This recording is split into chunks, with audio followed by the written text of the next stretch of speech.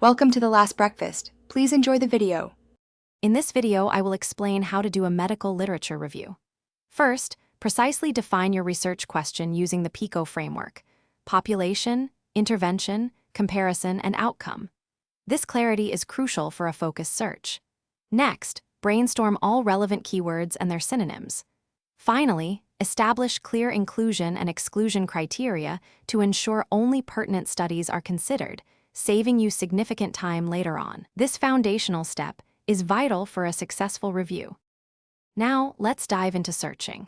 Utilize major medical databases such as PubMed, EMBIS, and the Cochrane Library to ensure broad coverage. Craft a systematic search strategy employing Boolean operators like and, or, and not to refine your results. It's essential to meticulously document every search string used and the number of articles retrieved from each database. This transparency is key for reproducibility and thoroughness in your review process. Once you have your search results, the next step is systematic screening. Begin with a two-stage process.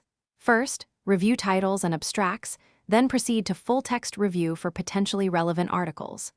Develop and use a standardized data extraction form to consistently gather key information from each included study.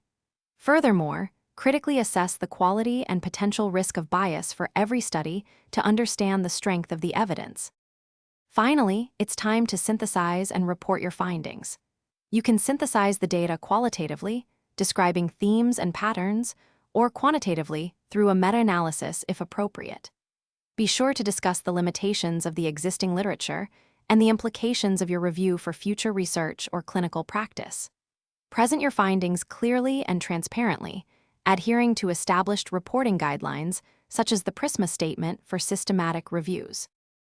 Thanks for watching. If this was helpful, leave a like and consider subscribing. See you next time.